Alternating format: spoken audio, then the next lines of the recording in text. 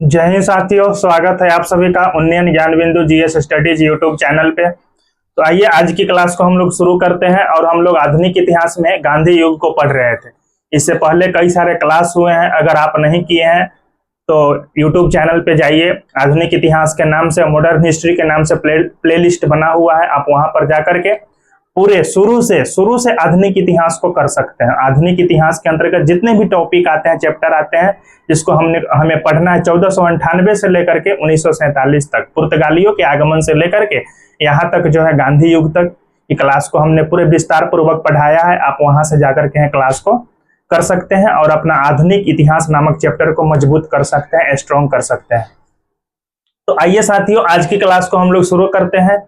और पिछले क्लास में हमने भारत शासन अधिनियम 1935 में जो प्रावधान था, और उस अधिनियम में यह प्रावधान था कि 1937 में प्रांतीय विधानसभा का चुनाव होना है, शायद वहां तक पढ़ा दिए थे।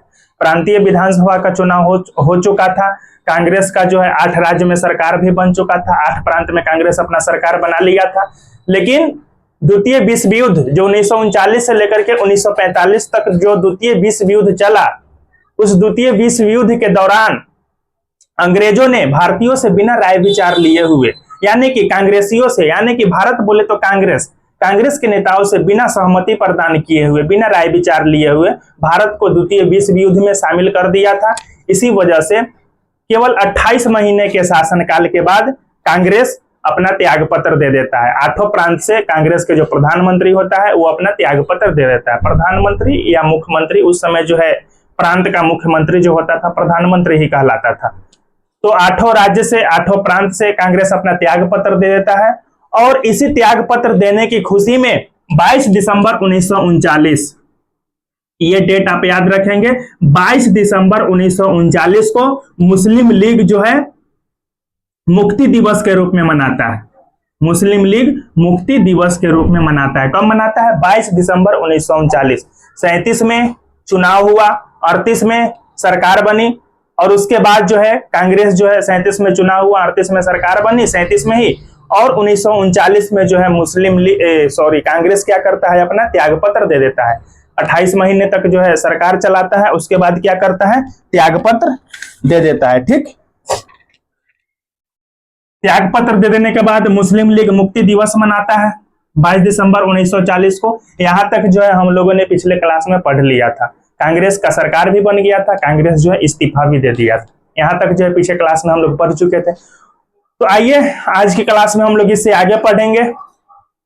तो दोस्तों, क्लास चालू करने से पहले, आगे की बातों को पढ़ने से पहले आप लोगों से मेरा विनम्र निवेदन है, हाथ जोड़ करके आप लोगों से अब निवेदन करते हैं कि ये आपका यूट्यूब चैनल उन्नयन ज्ञान बिंदु जीएस स्टडीज, इसको आप लोग सब्सक्राइब कर दीजिए और अपने दोस्तों के बीच शेयर भी कीजिए। आप लोग सब्सक्राइब नहीं कर रहे हैं, बहुत कम कर रहे हैं, ठीक है? तो सब्सक्राइब करके जल्दी से जल्दी कम से कम 1000 सब्सक्राइबर पुराइए और अपने दोस्तों के बीच जो है शेयर भी कीजिए, ताकि जल्दी से जो है हो चुके, ठीक, पूरा हो चुके। तो आइए इससे आगे देखते हैं। 22 दिसंबर 1939 को मुक्ति दिवस मुस्लिम लीग ने मनाया, और इसका सपोर्ट, यानी कि मुस्लिम लीग का सपोर्ट डॉक्टर भीमराव अंबेडकर ने भी किया था। जब मुस्लिम लीग मुक्ति दिवस मना रहा था तो भीमराव अंबेडकर ने भी मुस्लिम लीग का समर्थन दिया था। ठीक है, यहां तक पढ़ लिए। उसके बाद व्यक्तिगत सत्याग्रह,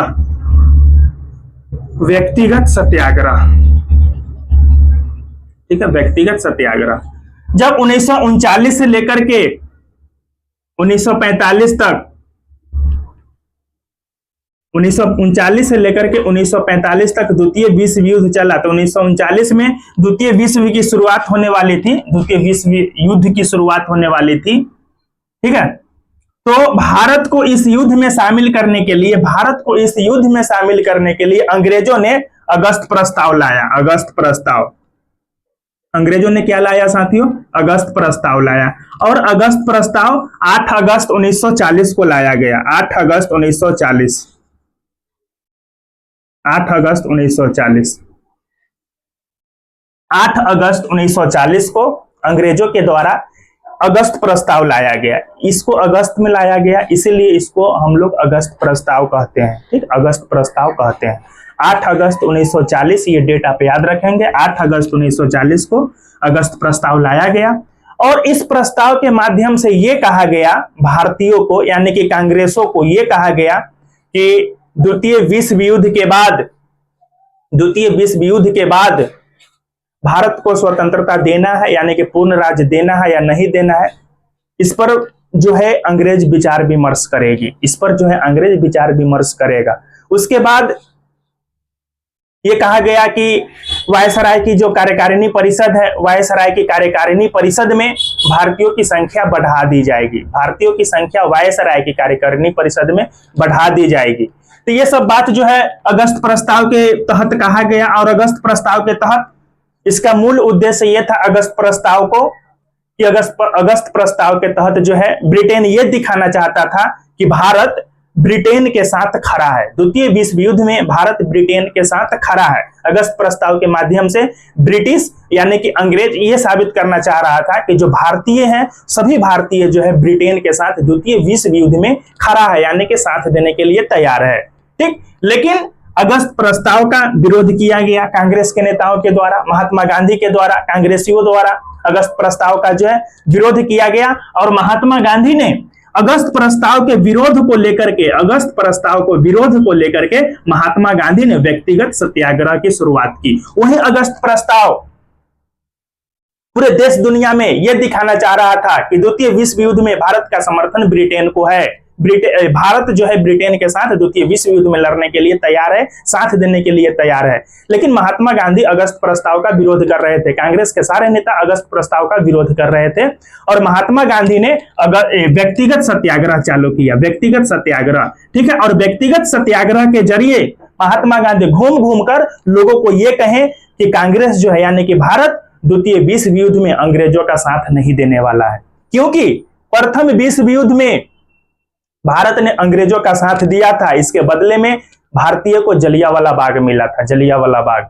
जब प्रथम विश्व युद्ध हुआ तो प्रथम विश्व युद्ध में महात्मा गांधी के बारे में कहा जाता है कि प्रथम विश्व युद्ध में महात्मा गांधी ने सबसे ज्यादा युवाओं को सबसे ज्यादा भारतीय युवाओं को ब्रिटिश सैनिक में भर्ती करवाया था। इसलिए महात्मा गांधी को अंग्रेजी सेना में भर्ती कराने वाला सार्जेंट भी कहा गया। उस समय महात्मा गांधी को सार्जेंट भी कहा गया, ब्रिटिश सेना में भर्ती कराने वाला सार्जेंट, क्योंकि महात्मा गांधी प्रथम विश्व युद्ध में बहुत सारे भारतीय युवा को जो है ये बोले थे, ये कह करके मोटिवेट किए थे कि प्रथम विश्व युद्ध में अंग्रेजों का साथ दे। ठीक है, और इसी वजह से महात्मा गांधी को केसरी हिंद का उपाधि भी मिला था। जिससे जलियांवाला बाग, कहीं कहीं उल्लेख मिलता है जलियांवाला बाग हत्याकांड के बाद महात्मा गांधी ने लौटाया, और कहीं कहीं कोई पुस्तक में मिलता है कि असहयोग आंदोलन के दौरान महात्मा गांधी ने असहयोग आंदोलन के दौरान महात्मा गांधी ने केसरी हिंद को उपाधि को लौटा दिया था। लेकिन अब सही उत्तर क्या होगा? तो इसका सही उत्तर यह होगा कि महात्मा गांधी ने असहयोग आंदोलन के दौरान केसरी हिंद की उपाधि को लौटाया था। तो प्रथम विश्व युद्ध में जब भारतीय ने अंग्रेजों का साथ दिया, भारतीय सैनिक अंग्रेजों के तरफ से लड़े, इसके बदले में जलियांवाला बाग मिला, जलियांवाला बाग हत्याकांड हुआ, जिसमें से लाखों हजारों लोगों की हत्या कर दी गई। ठीक है, इसीलिए द्वितीय विश्व युद्ध में भारत अंग्रेजों का साथ नहीं देना चाह रहा था, और महात्मा गांधी जो है व्यक्तिगत सत्याग्रह की शुरुआत करते हैं। ठीक, व्यक्तिगत सत्याग्रह की शुरुआत महात्मा गांधी के द्वारा किया जाता है। यह बात समझ में आ गया। और 17 अक्टूबर 1940 व्यक्तिगत सत्याग्रह की शुरुआत 17 अक्टूबर 1940 को होती है। कब होती है? 17 अक्टूबर 1940 को होती है। और पवनार आश्रम महाराष्ट्र से व्यक्तिगत सत्याग्रह की शुरुआत की बात करें तो पवनार आश्रम ये आश्रम कहां है? महाराष्ट्र में है। पवनार आश्रम महाराष्ट्र से व्यक्तिगत सत्याग्रह की शुरुआत होती है। ठीक है, व्यक्तिगत सत्याग्रह की शुरुआत पवनार आश्रम महाराष्ट्र से होती है। इस व्यक्तिगत सत्याग्रह के प्रथम सत्याग्रह की बात करें, प्रथम सत्याग्रही की बात करें तो व्यक्तिगत सत्याग्रह के प्रथम सत्याग्रही विनोबा भावे बने थे। विनोबा भावे, ठीक, विनोबा भावे बने प्रथम सत्याग्रही की बात करें। वही दूसरे सत्याग्रही की बात करें तो जवाहरलाल नेहरू बने, जवाहरलाल नेहरू।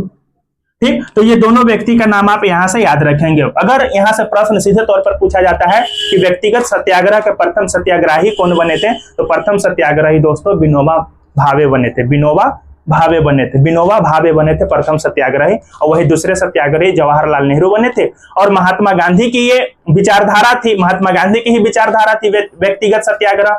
और व्यक्तिगत सत्याग्रह के जरिए महात्मा गांधी ने घूम घूम कर लोगों को बताया, इस सत्याग्रह के माध्यम से लोगों को संदेश दिया कि द्वितीय विश्व युद्ध के दौरान भारत अंग्रेजों का कोई साथ नहीं देगा, भारत अंग्रेजों का कोई साथ नहीं देगा। ये था द्वितीय विश्व युद्ध के दौरान भारत अंग्रेजों का साथ नहीं देगा। तो ये था व्यक्तिगत सत्याग्रह के बारे में, इस चीज को आप ध्यान में रखेंगे। और व्यक्तिगत सत्याग्रह इसलिए किया गया क्योंकि देखिए, मुक्ति दिवस क्यों मनाया गया? मुक्ति दिवस तो सॉरी मुस्लिम लीग मनाया था। मुस्लिम लीग ने मुक्ति दिवस क्यों मनाया? तो मुक्ति दिवस मुस्लिम लीग ने इसलिए मनाया कि कांग्रेस ने 8 प्रांतों से अपना त्याग पत्र दे दिया। तो त्याग पत्र क्यों दिया? तो त्याग पत्र इसलिए दिया कि अंग्रेजों ने भारतीय को बिना विचार विमर्श किए हुए द्वितीय विश्व युद्ध में शामिल कर लिया था। और अगस्त प्रस्ताव ला करके 8 अगस्त 1940 को अगस्त प्रस्ताव ला करके अंग्रेज ये साबित करना चाह रहा था कि भारत जो है द्वितीय विश्व युद्ध में ब्रिटिशों के साथ है, ब्रिटेनों के साथ है, अंग्रेजों के साथ है। और इसी अगस्त प्रस्ताव का विरोध करते हुए, इसी अगस्त प्रस्ताव के खिलाफ में महात्मा गांधी ने व्यक्तिगत सत्याग्रह की शुरुआत की। और व्यक्तिगत सत्याग्रह की शुरुआत 17 अक्टूबर 1940 की, जबकि इसके प्रथम सत्याग्रही विनोबा भावे बने, दूसरे सत्याग्रही जवाहरलाल नेहरू बने। और व्यक्तिगत सत्याग्रह के माध्यम से ही महात्मा गांधी ने यह कहा कि द्वितीय विश्व युद्ध में भारतीय अंग्रेजों का कोई साथ नहीं देगा। तो आप एक कड़ी से आप याद रखेंगे, एक दूसरे को रिलेट करके आप याद रखेंगे, तो आप कभी नहीं भूलेंगे। आपके माइंड में जो है कहानी सेट हो जाएगा, ये सब बातें सेट हो जाएगी। और ये सब डाटा है, इसको आप जो है याद रखेंगे, ठीक। अब आइए इससे आगे क्या होता है वो देखिए।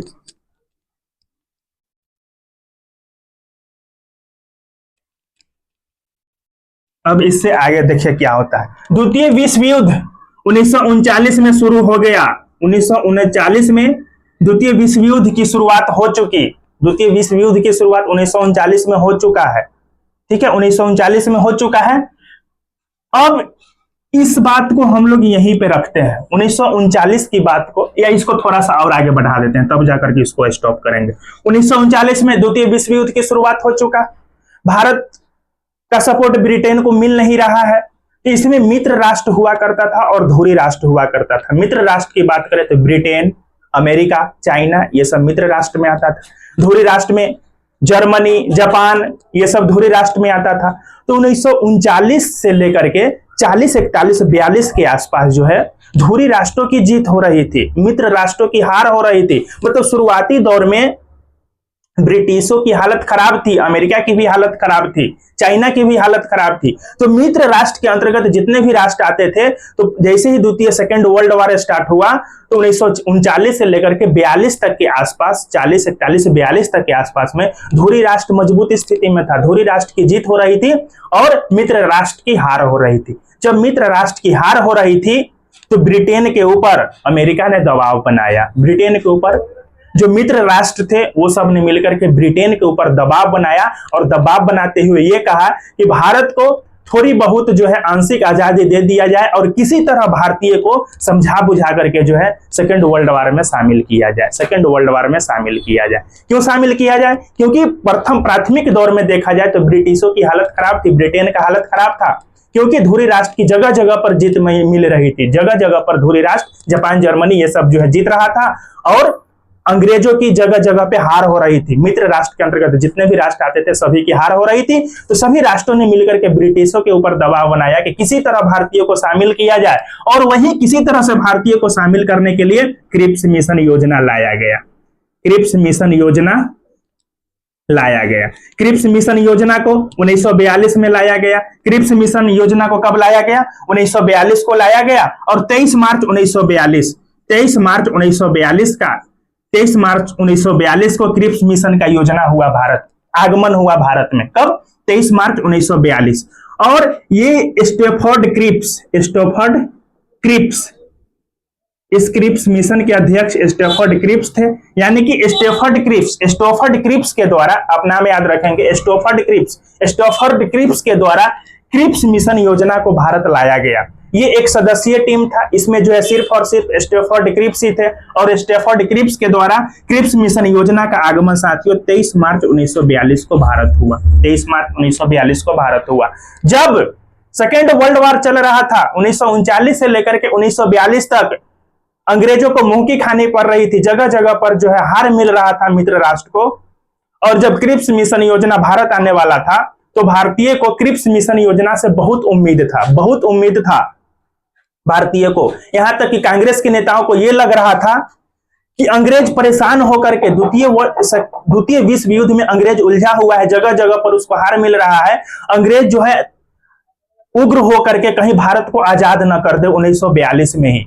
तो अंग्रेजों को लग रहा था, भारतीयों को लग रहा था कि क्रिप्स मिशन योजना के तहत भारतीयों को आजादी देने की बात कही जाएगी।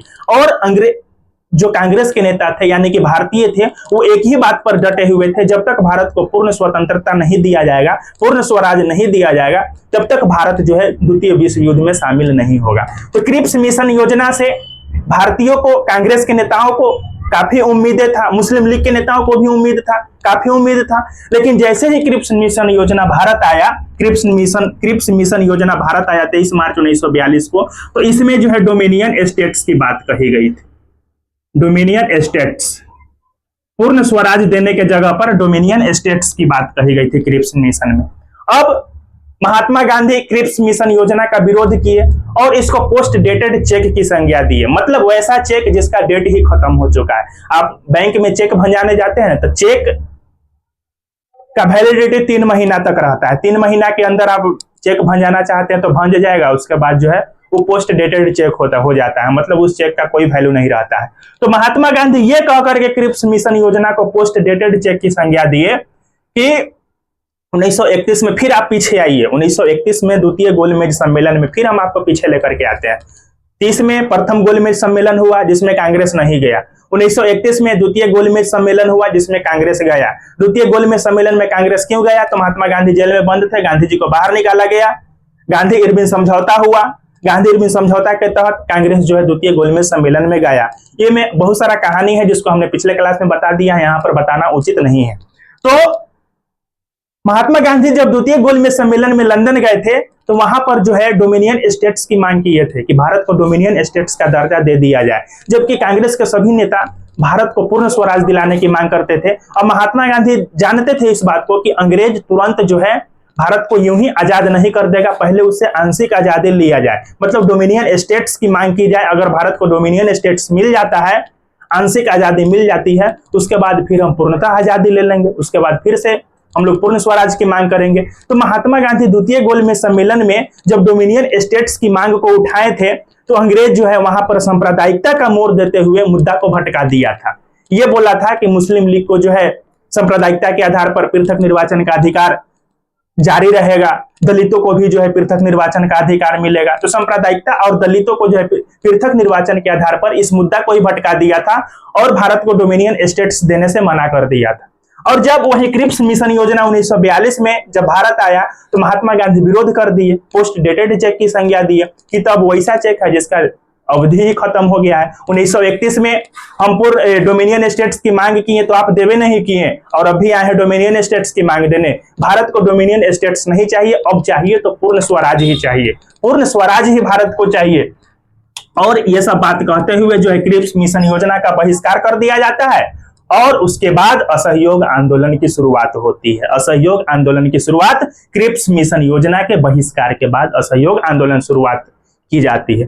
अब असहयोग आंदोलन यहां से होना है, असहयोग आंदोलन। लेकिन इस बात को आप यहीं पे रोकिए, इस बात को हम यहीं पे रोकते हैं और इससे थोड़ा सा और इसको यहीं पे रोक करके थोड़ा सा हम अलग बात करते हैं। ठीक, असहयोग आंदोलन को तो पढ़ाएंगे ही विस्तार से, वो बहुत ही विस्तारित रूप से उसको पढ़ना है। क्रिप्स मिशन तक आप समझ गए, क्रिप्स मिशन का आगमन हो चुका है। अब दिमाग में बात सेट करते चलिएगा और कॉपी में नोट्स बनाते चलिएगा। ठीक, यहां तक समझ गए।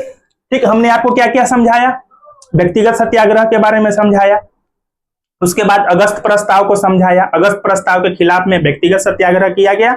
उसके बाद जब क्रिप्स मिशन योजना आया तो क्रिप्स मिशन योजना के खिलाफ में फिर असहयोग आंदोलन भारत छोड़ो आंदोलन चालू करना है। भारत छोड़ो आंदोलन चालू करना है यहां से। ठीक, भारत छोड़ो आंदोलन चालू करना है।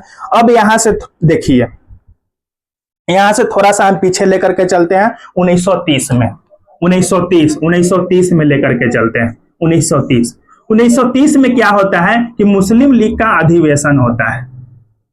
मुस्लिम लीग का अधिवेशन होता है 1930 में। 1930 में क्या होता है साथियों? मुस्लिम लीग का अधिवेशन होता है, और मुस्लिम लीग का अधिवेशन 1930 में इलाहाबाद में होता है। इलाहाबाद में होता है। मुस्लिम लीग का अधिवेशन 1930 में कहां हुआ? इलाहाबाद में हुआ। और इस अधिवेशन की अध्यक्षता की बात करें तो मोहम्मद इकबाल के द्वारा किया गया। 1930 में मुस्लिम लीग का अधिवेशन हुआ। जिस तरह से कांग्रेस का अधिवेशन प्रत्येक वर्ष होता था, उसी समय मुस्लिम लीग का भी अधिवेशन प्रत्येक वर्ष होता था। तो 1930 में मुस्लिम लीग का अधिवेशन हुआ इलाहाबाद में, और इसकी अध्यक्षता मोहम्मद इकबाल ने किया। और मोहम्मद इकबाल ने ही 1930 के मुस्लिम लीग अधिवेशन में ही द्वि राष्ट्र का सिद्धांत दिया। द्वि राष्ट्र का सिद्धांत दिया। देखिए, भारत से पाकिस्तान अलग हुआ, ये यूं ही अलग नहीं हो गया, ये यूं ही तुरंत अलग नहीं हो गया। 1906 में जब मुसलमानों को 1906 में तो मुस्लिम लीग का स्थापना हुआ।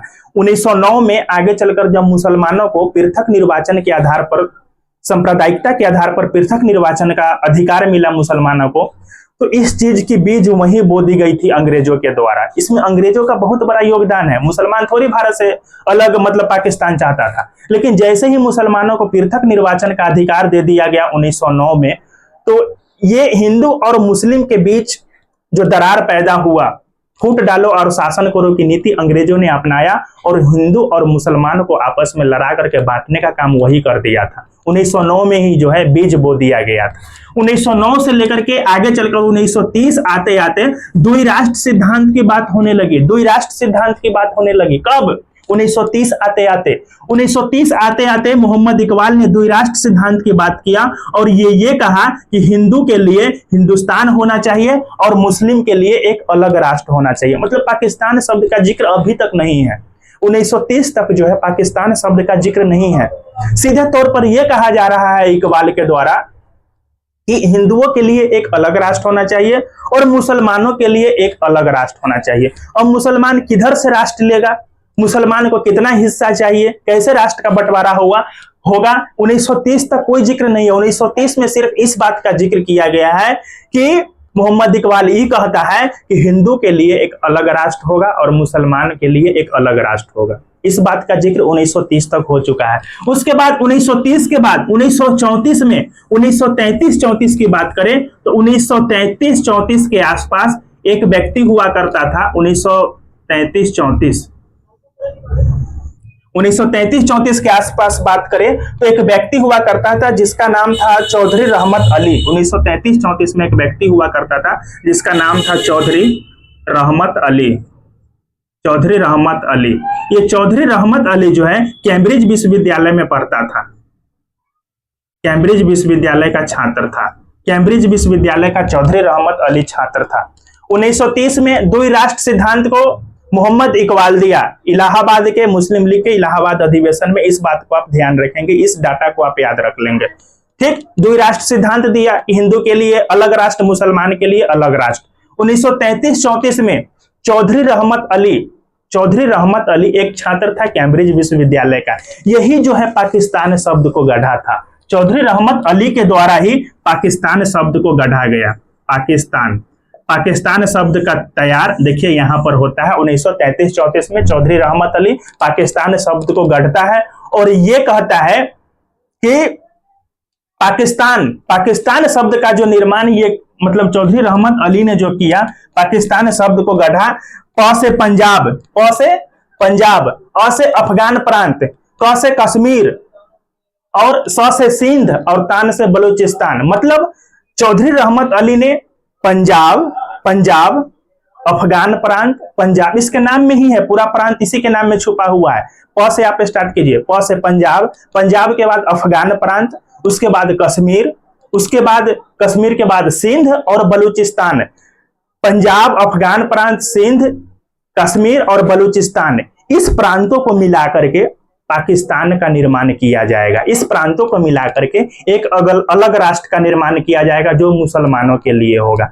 जब चौधरी रहमत अली ने पाकिस्तान शब्द को गढ़ा और चौधरी रहमत अली ने यह कहा कि पंजाब, अफगान प्रांत, कश्मीर, सिंध और बलूचिस्तान को मिला करके एक राष्ट्र का निर्माण किया जाएगा, जो राष्ट्र मुसलमानों के लिए होगा। उस समय चौधरी रहमत अली का मजाक उड़ाया जाता है, और मजाक कोई और नहीं, मोहम्मद अली जिन्ना के द्वारा ही मजाक उड़ाया जाता है। सोचिए 1933-34 के आसपास चौधरी रहमत अली के द्वारा पाकिस्तान शब्द को गढ़ा गया कि कौन कौन से प्रांत को मिलाकर के पाकिस्तान बनाया जाएगा, आगे चल करके बनाया जाना चाहिए, मतलब ये पाकिस्तान शब्द को गढ़ दिया। तो चौधरी मोहम्मद अली जिन्ना के द्वारा चौधरी रहमत अली का मजाक उड़ाया गया कि ये सब थोड़ी होने वाला है, ऐसा थोड़ी होता है, मतलब मोहम्मद अली जिन्ना ने मजाक उड़ाया। लेकिन उस समय भले ही मजाक उड़ाया गया, 1933 में जब द्विराष्ट्र सिद्धांत दिया गया, द्विराष्ट्र का सिद्धांत दिया गया, 1933-34 में पाकिस्तान शब्द को गढ़ा गया। भले ही मोहम्मद अली जिन्ना ने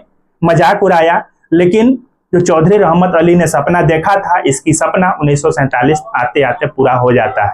चौधरी रहमत अली पाकिस्तान शब्द को जिस प्रारूप से गढ़ा था, तैयार किया था, भले ही उस समय मजाक उड़ाया गया, लेकिन 1947 आते आते तो बंटवारा हो ही जाता है, और 1947 आते आते चौधरी रहमत अली का सपना पूरा हो जाता है। तो ये सब बात था। 1930 और 34 की बात हमने आपको बता दिया कि 1930 में ये बात हुआ और 1934 में ये सब घटनाएं घटित हुई। तो पाकिस्तान शब्द को किसके द्वारा गढ़ा गया, ये भी बात आप याद रखेंगे। और द्विराष्ट्र का सिद्धांत कौन दिया था, मोहम्मद इकबाल दिया था 1930 में, मुस्लिम लीग के इलाहाबाद अधिवेशन में। इस बात को भी जो है आप ध्यान में रखेंगे, इसलिए हमने आपको यहाँ पर पीछे लाया।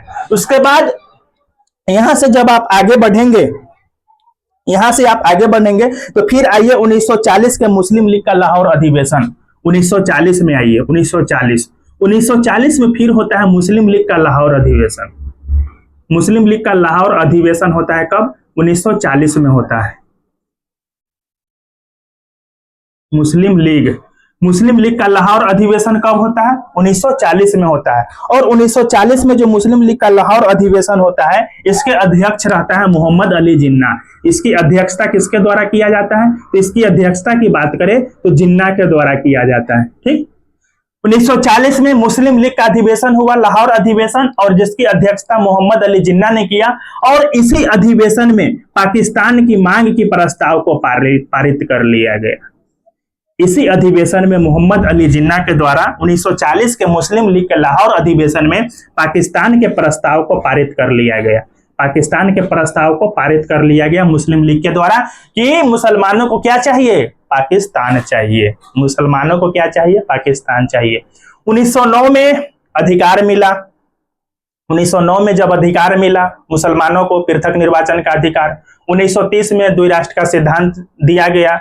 मतलब मुसलमानों के मन में यह बात आने लगा था कि कहीं ना कहीं हमें भारत में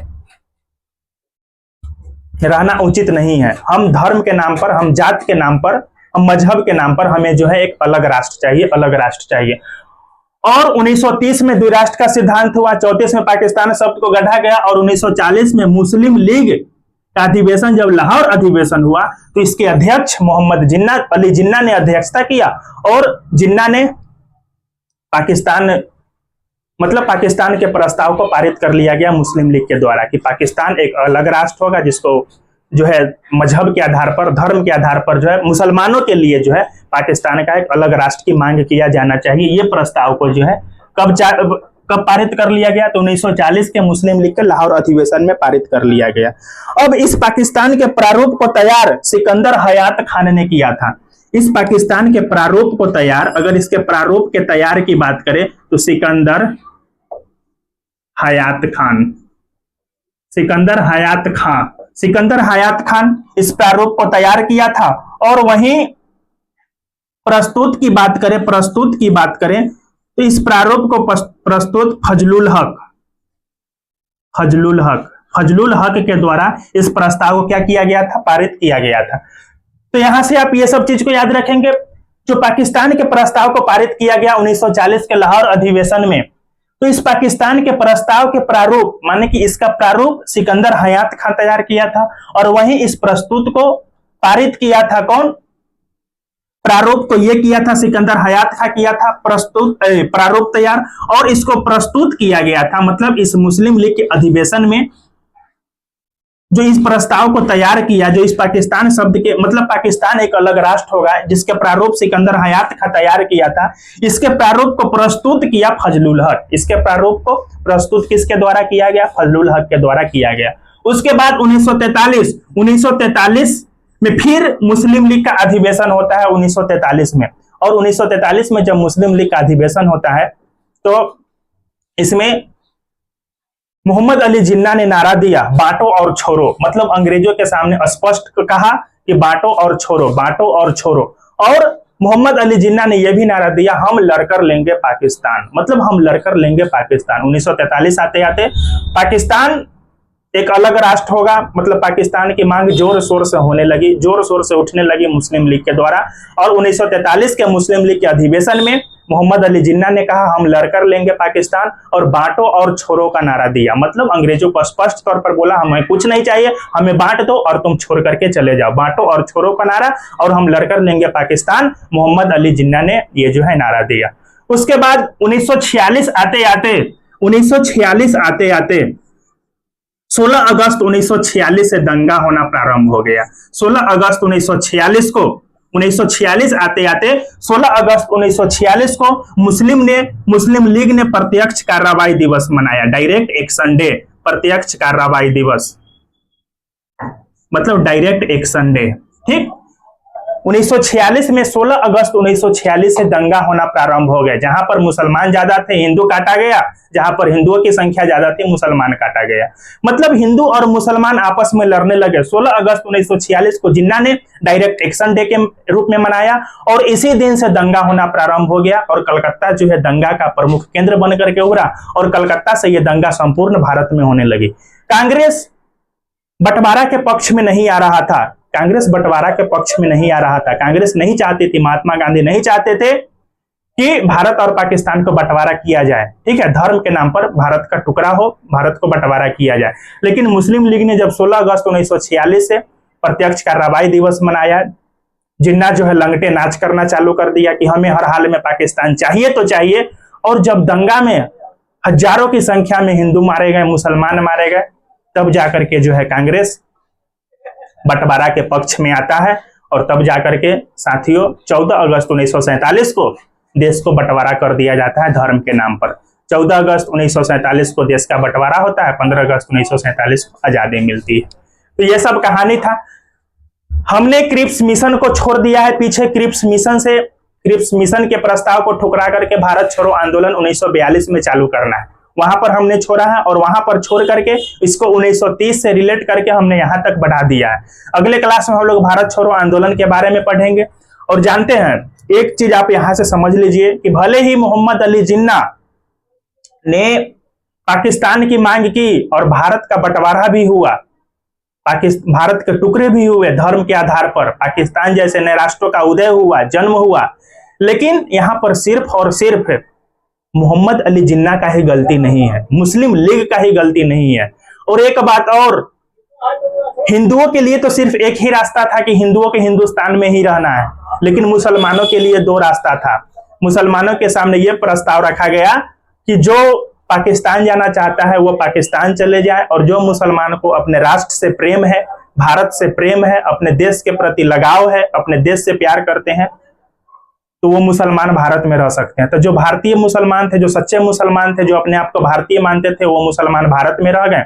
लेकिन अभी भी बहुत सारे गद्दार मुसलमान भारत में है। अभी भी, उस समय तो देश से प्रेम था तब तो भारत में रह गए, लेकिन सारे मुसलमान खराब नहीं है, लेकिन कुछ गद्दार तो जरूर है, कुछ गद्दार तो जरूर है। ठीक, तो ये सब बात था। उसके बाद सिर्फ मुसलमान को ही पाकिस्तान नहीं चाहिए था, सिर्फ मुसलमानों को ही, मुस्लिम लीग को ही पाकिस्तान नहीं चाहिए था, बल्कि भारत के कई छोटे छोटे संगठन थे। जैसे कि उस समय आरएसएस हुआ करता था। 1915 में बात करें, 1925 में संगठन आरएसएस मतलब हिंदुत्व की संगठन आरएसएस हुआ करती थी। 1915 में मदन मोहन मालवीय के द्वारा स्थापित किया गया हिंदू महासभा संगठन हुआ करता था और हिंदू महासभा संगठन की स्थापना मदन मोहन मालवीय ने 1915 में किया। वही आरएसएस की स्थापना 1925 में डॉक्टर हेडगेवार के द्वारा किया गया। तो ये जब जो हिंदुत्ववादी संगठन थी, आरएसएस और हिंदू महासभा जैसी हिंदुत्ववादी संगठन, ये सब भी चाहती थी कि मुसलमानों को अलग से राष्ट्र दे दिया जाए, मतलब मुसलमानों को भारत में नहीं रहने देना है, मुसलमानों को जो है उसको धर्म के नाम पर, धर्म के आधार पर जो है मुसलमानों को अलग से राष्ट्र दे दिया जाए। और तो मोहम्मद अली जिन्ना भी, ये तो नेता था, मुस्लिम लीग का नेता था, तो मोहम्मद अली जिन्ना भी चाहता था, मोहम्मद अली जिन्ना भी सोचता था कि भारत में तो हिंदुत्व हो रहा है, हिंदुत्व का पताका लहराया जा रहा है आरएसएस के द्वारा, हिंदू महासभा के द्वारा। और मदन मोहन मालवीय का मानना था कि भारत का टुकड़ा होना चाहिए। मदन मोहन मालवीय हिंदू महासभा के जरिए यह संदेश देना चाहते थे कि मुसलमानों को अलग राष्ट्र दे दिया जाए धर्म के नाम पर, और हिंदू अलग रहेगा, मुसलमान अलग रहेगा। और कांग्रेस जो है बंटवारा के पक्ष में आ नहीं रहा था। और मुस्लिम लीग के नेता जो मोहम्मद अली जिन्ना था, उसको कहीं ना कहीं मन में था कि अगर अभी बंटवारा नहीं होता है और आने वाला समय में मुसलमान भारत में रहता है तो हिंदुओं के द्वारा मुसलमानों को शोषण किया जाएगा, हिंदुओं के द्वारा मुसलमानों का शोषण होगा। कहीं ना कहीं मोहम्मद अली के मन में, जिन्ना के मन में ये भी विचार था। इसी वजह से मोहम्मद अली जिन्ना ने पाकिस्तान की मांग की और पाकिस्तान का क्या हो गया, बंटवारा हो गया। तो पाकिस्तान को बंटवारा करने में हिंदू महासभा, आरएसएस जैसे संगठन का भी प्रमुख योगदान है। डायरेक्ट ये नहीं कह सकते हैं कि मुस्लिम लीग ही पाकिस्तान का मांग किया। और ये भी बात, सारे मुसलमान को पाकिस्तान चाहिए भी नहीं था, सिर्फ और सिर्फ मुस्लिम लीग के नेताओं को ही चाहिए था, या जो मुस्लिम लीग या जो मुसलमान मुस्लिम लीग का समर्थन करते थे उसी मुस्लिम लीग को जो है पाकिस्तान चाहिए था, सारे मुसलमानों को पाकिस्तान नहीं चाहिए था। तो ये सब बातें थी दोस्तों जिसको हमने आज की क्लास में बताने का प्रयास किया। हम उम्मीद करते हैं सब बात आपको जरूर समझ में आ गया होगा। इतनी सरल भाषा में, इतने सरल तरीके से हमने अपनी बात को आपके सामने रखा, और हम अपनी बात को क्या रखेंगे, जो किताब में लिखा हुआ है वही बात हम आपको बताएं। तो ये सब बात था। उसके बाद क्रिप्स मिशन को हमने छोड़ दिया है पीछे, क्रिप्स मिशन का आगमन हो चुका है, क्रिप्स मिशन का बहिष्कार किया गया, महात्मा गांधी ने पोस्ट डेटेड चेक की संज्ञा दी। उसके बाद क्रिप्स मिशन के बहिष्कार के बाद भारत छोड़ो आंदोलन का आगाज होना है। तो अगली क्लास में हम लोग भारत छोड़ो आंदोलन को पढ़ेंगे। आज जो हमने पाकिस्तान के बारे में पढ़ लिया, पाकिस्तान का उदय कैसे हुआ, पाकिस्तान की मांग कैसे हुई, ये सब बात को पढ़ा। अगली क्लास में हम लोग भारत छोड़ो आंदोलन को पढ़ेंगे और 2-3 क्लास में जो है देश को आजाद करवा देना है। ठीक है दोस्तों, आज की क्लास को यहीं पर रोकते हैं। अगर मेरा क्लास आप लोगों को अच्छा लगे तो आप लोग का अपना यूट्यूब चैनल उन्नयन ज्ञान बिंदु जीएस स्टडीज, इसको आप लोग सब्सक्राइब करके अपने साथियों के बीच शेयर भी कर दीजिए। ठीक है, मिलते हैं अगले क्लास में। मस्त रहिए, अपने काम में व्यस्त रहिए, पढ़ते रहिए। ठीक है, धन्यवाद आप सभी का। जय हिंद।